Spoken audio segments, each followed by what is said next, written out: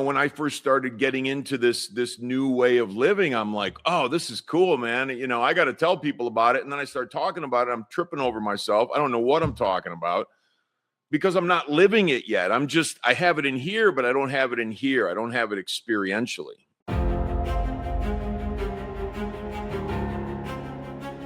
Today, I'm joined by my special guest, Dexter Morton. Dexter is a medical scientist, a veteran, and a seeker who has spent over 2 decades bridging the perceived gap between the laboratory and the spirit. With a bachelor's in biochemistry and 15 years as a medical scientist, Dexter's foundation is built on the rigorous observation of life at the cellular level. Yet his true specialty lies in the architecture of the human soul. A former U.S. Army soldier and lead technologist, Dexter brings a soldier's discipline and a scientist's analytical mind to the realm of metaphysics. He is the creator and host of the Onion Soup podcast, where he deconstructs complex topics with global professionals, and the founder of Chakra Wonders, an e-commerce sanctuary for spiritual tools. Dexter's mission is to provide an unfiltered truth about our perception of reality, helping others dismantle their shadows to reveal the inner child waiting beneath. He doesn't just teach peace, he provides the scientific and spiritual map to inhabit it. Welcome, Dexter. Great to have you on. Hey, Daryl, it's great to be here. I'm so happy to have this conversation with you. Thank you. Thank you. Yeah, I've been looking forward to it as we embark on the next season of my podcast, Show Up, and I thought of you immediately. So thanks so much again. And we were talking before we started recording about what it takes sometimes to get people to look at life differently, or to think about things differently or act differently.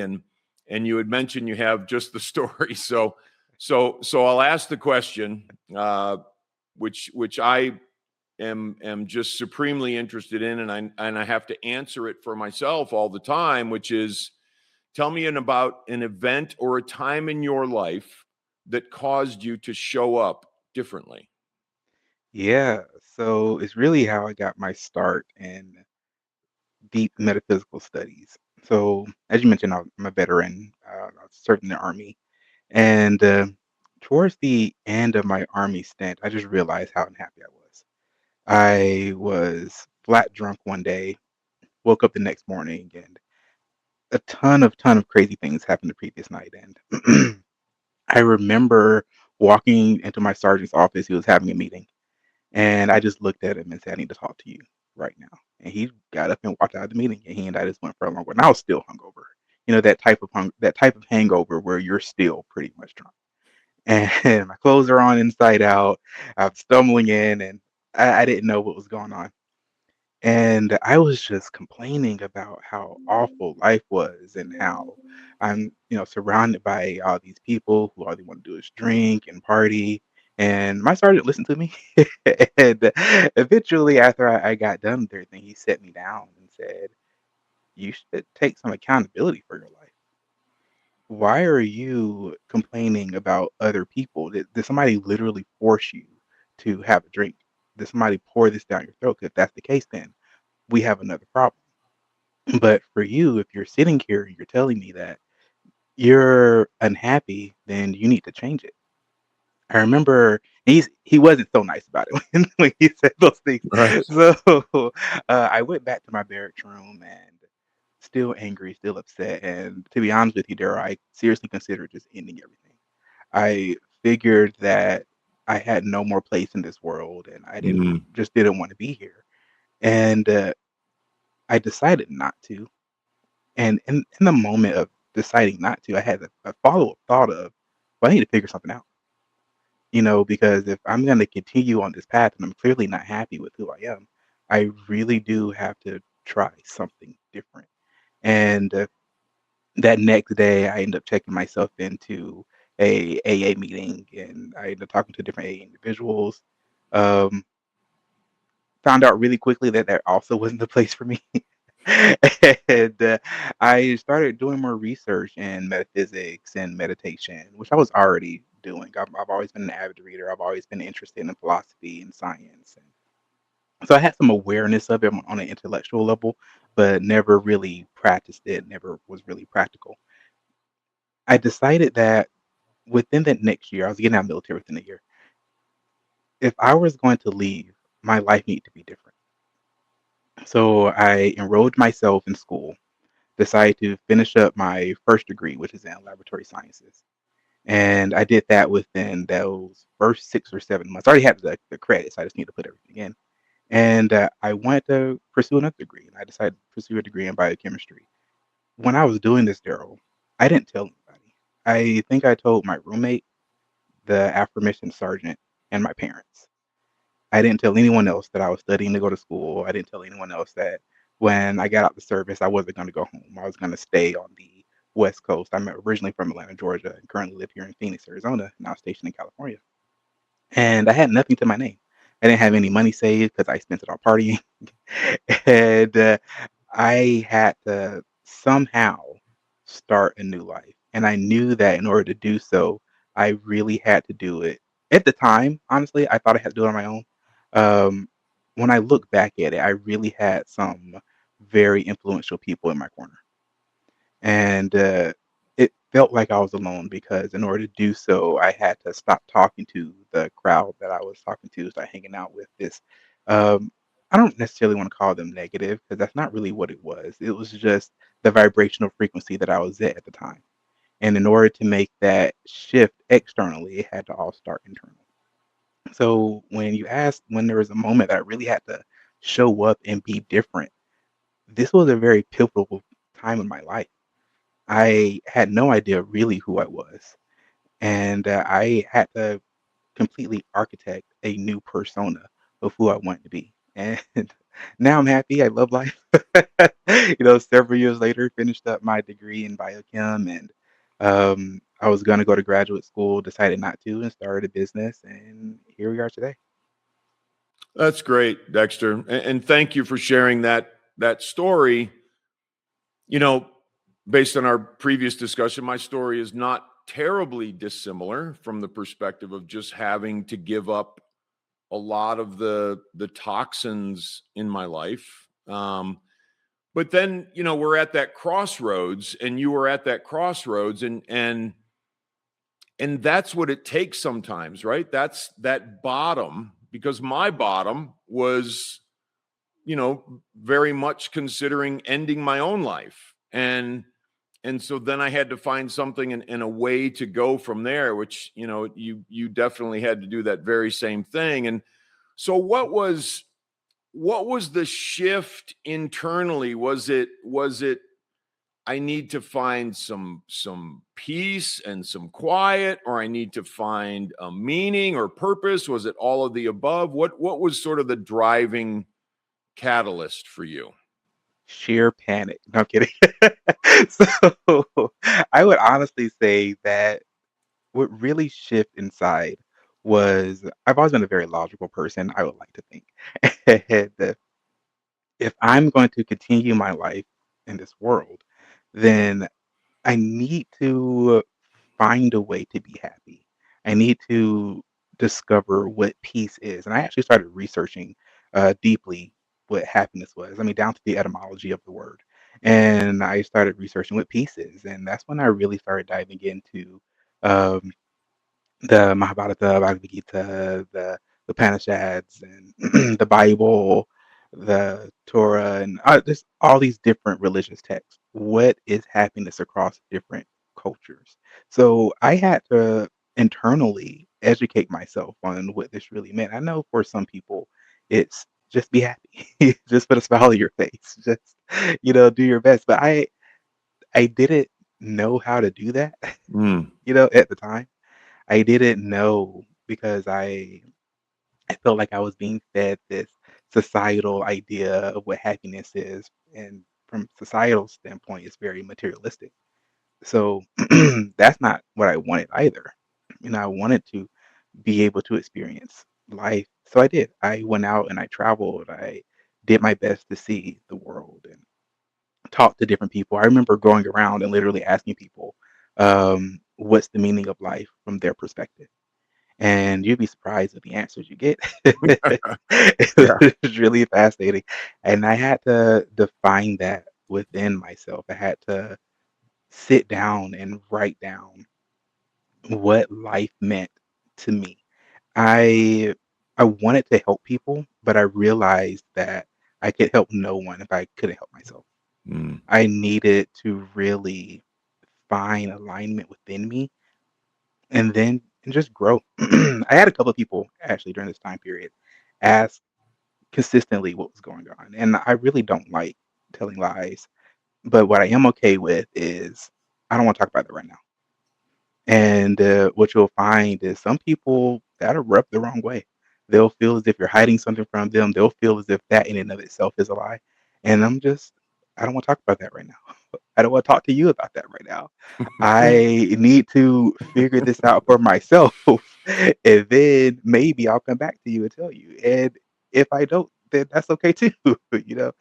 And it was people that was very close to me, Daryl, like my parents, my sister, they were genuinely concerned, but it just wasn't something I was ready to share with people at the time. Now I'm an open book, ask me anything. But you have to really get to a place of your own understanding before you can start reaching out and sharing those stories, helping others. Because how can you really help someone if you within are still carrying so much darkness and turmoil? Right.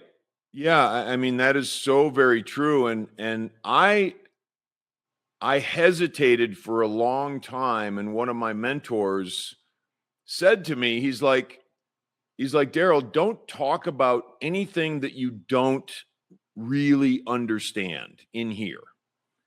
And I was, when I first started getting into this new way of living, I'm like, "Oh, this is cool, man. I got to tell people about it." And then I start talking about it, I'm tripping over myself. I don't know what I'm talking about because I'm not living it yet. I have it in here, but I don't have it in here. I don't have it experientially. And I think that was really a key for me to be able to, to be able to start sharing, because the same thing with me. I was a young dude when I got into recovery, and nobody understood, and I couldn't expect them to understand, and they wanted to, but the only thing they could understand was the filter through which they were living their lives.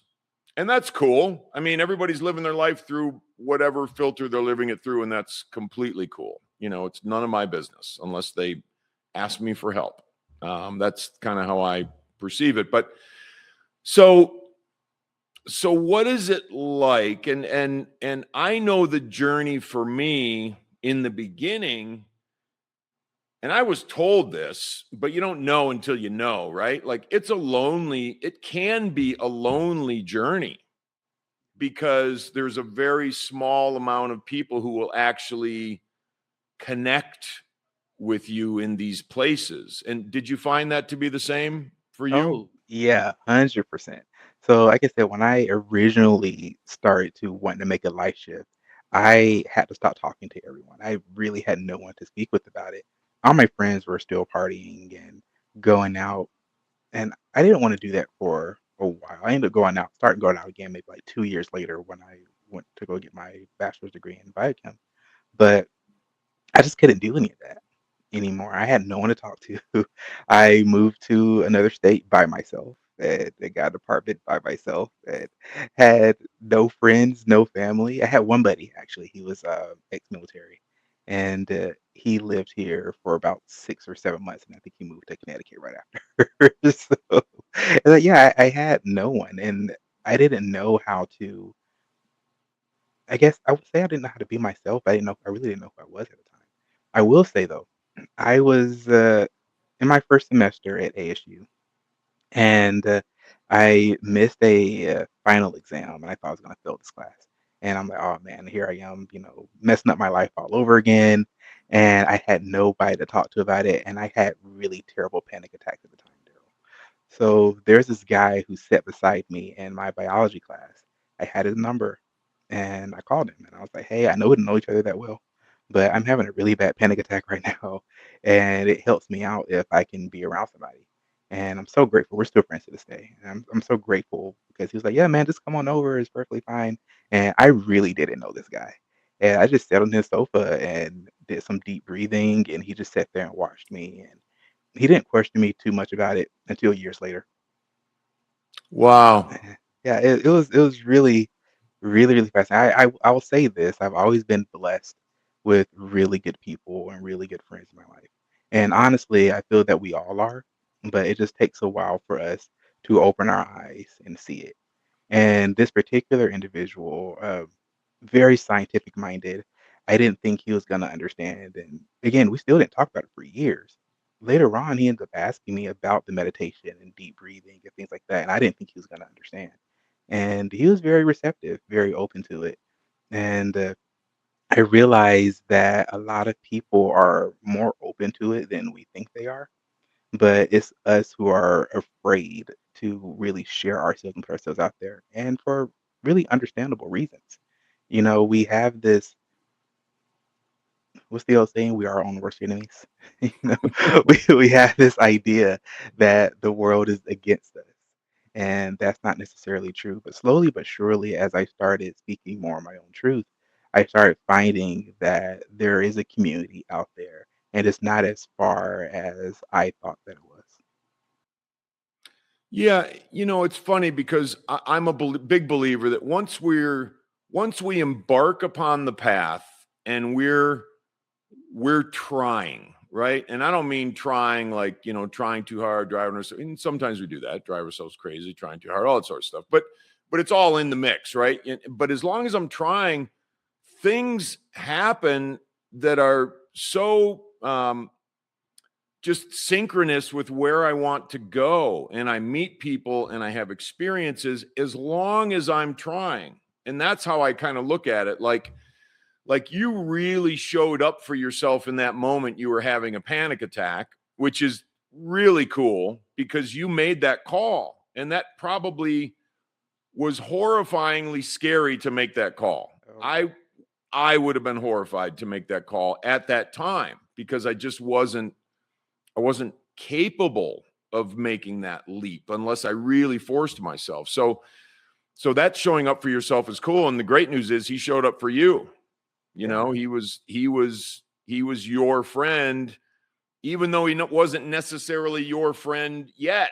He was just somebody you knew. And that I love that story because those are the little stories that we may overlook that are absolutely life changing and life shifting and magical and all of the above. So that's really cool.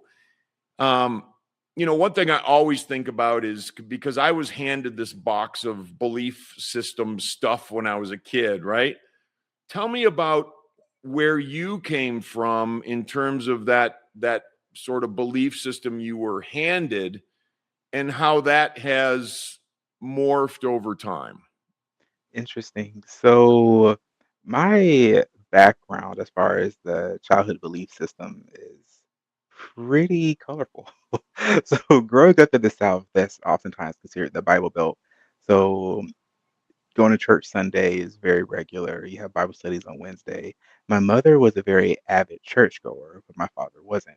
My father was very much a read about philosophy, read about the various aspects of spirituality. He dove into the entirety of the Bible, not just the King James versions.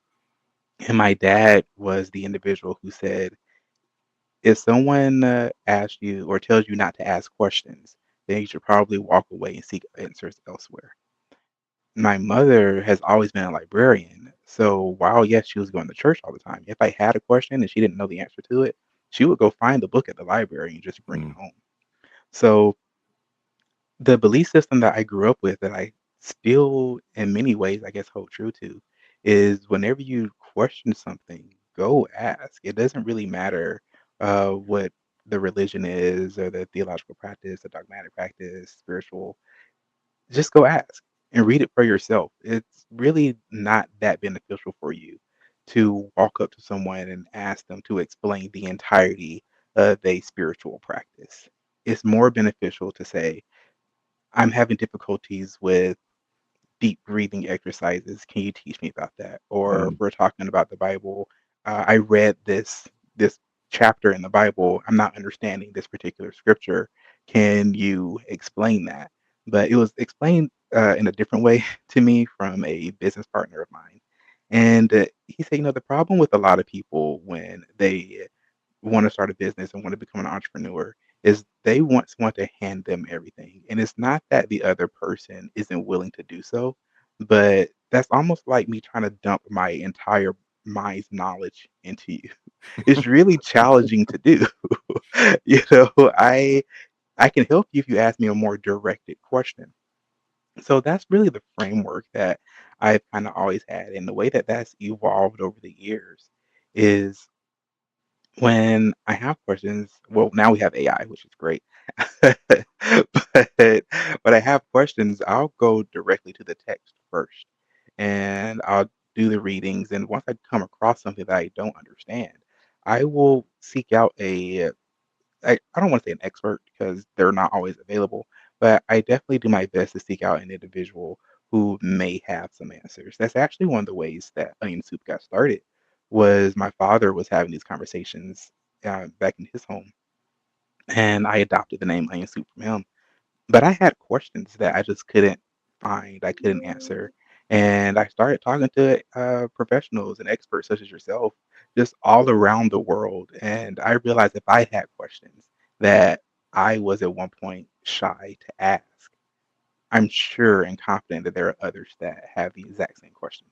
So why don't I just do my best to be that voice, to be that advocate for others and say, hey, what exactly does this mean? And that allows me to share just a little bit of wisdom with others. Yeah, I love that because I grew up similarly, church every Sunday. For me it was up in the Midwest, Protestant work ethic, like that's what you do. Whatever this book teaches is it, and so don't do anything wrong because you might be in danger of going to a really bad place forever and ever, that kind of thing. And then I started to, and you mentioned it earlier, I just sort of started to expand my belief system by inquiring into other avenues and looking at things like Taoism or meditation or Buddhism or whatever it is. And I just love to learn what other people believe. And I don't have to believe it. I don't have to subscribe because I feel like every time I subscribe, I am limiting my capacity for a very breadth of and depth of belief system. And I just kind of want that to go. So that little box of stuff that I had that I was handed, it's like, okay, it's huge now. And I want it to continue to get bigger. One of the things that I was taught, and I'll ask you to respond to this, Dexter, because I think it was a very important thing for me is, I was really scared of hell when I was a kid. Mm. Like, what do you have to do? Because they're telling me all these things that I could do that might make me go to hell. And I'm like, man, what's going on? So, and then I find out many, many years later, and that one the most oft used phrase in the Bible is either be not afraid or don't fear or whatever it is. Just don't be afraid. And it's like, well, if it's about hell and it's about not be afraid, like somebody explain that to me. Those are questions that I have. So what are your thoughts in that regard? Do you have a way of thinking or believing that, about that subject? Yes, definitely. Before I go into this, I am not a professional theologian. Me either. So, Me either. but I do. It's funny. I had someone ask something very, very similar recently. So I have a whole document that I created about where this terminology and the idea of hell came from in the Bible. And what I've learned is hell, if anything, is a state of mind. It's a perception, same as with heaven, honestly. But There's no fiery damnation place that you're gonna rot in forever for some type of misdeed that you've done. And when you read other scriptures, not just the Bible, but when you go to the other um, religions, the different dogmatic practice, spiritual practices, you'll find that hell for them is again a mindset. When you're talking about Taoism, you can you can think yourself into a negative space. But to really touch onto your question, I grew up the same way. I thought that pretty much every little thing I did was bad or evil, and because of this, I'm going to go to hell. And when I was drinking very heavily, I was thinking that God's not going to be okay with this. God isn't going to love me. God is going to, cast me to damnation. But I also realized that the way that we're taught about God is God being this external entity that we have to bow down to, not to get too religious or but I've learned over the years that this is more of a that God is a internal feeling, an internal entity. It's God is within all aspects of life. God is the spark, the energy, the love.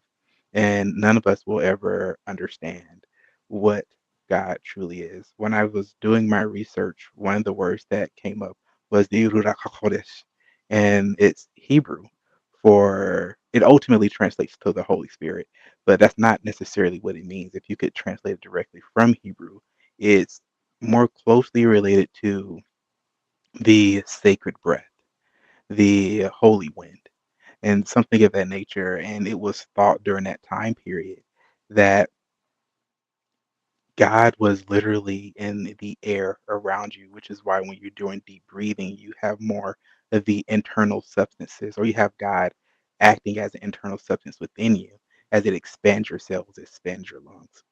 Diving into the fiery brimstone aspect of hell, that comes from the oh man, I just the name of it just escapes me. It's a fiery pit where during that particular time period they threw all of their trash. I want to say it's like Guyana or Mm. something like that, but don't quote me, but I'm pretty sure that's what it's called. And that's literally where they threw all of their trash. So when they were talking about you going to this fiery abyss, it was a reference for the people during that time period to give them an idea of what it would be like if you continued down this path. And that was more of a external representation of your negative behavior, less about an eternal damnation for your soul or spirit when you die. For in most cultures, when you die, your spirit just simply goes on to the great beyond, and the spirit continues forever. The body is what's ultimately limited. Your soul is eternal. Right. Yeah. And that's, that seems to pervade most, especially, Eastern type religions, philosophies, that sort of thing. And I guess in many other places as well. But that's what I think about now. And I'm a big fan of, I love my head in the clouds, but I need my feet on the ground, like that sort of thing. Cause I can go philosophy, all day, every day, and I love it. But I also there's the practical side of life, and there's the showing up and doing it every day side of life. And so I was on your website, and I was looking at some of the wall art, and which I thought was very cool. And I came across one that said there is no perfection, only action.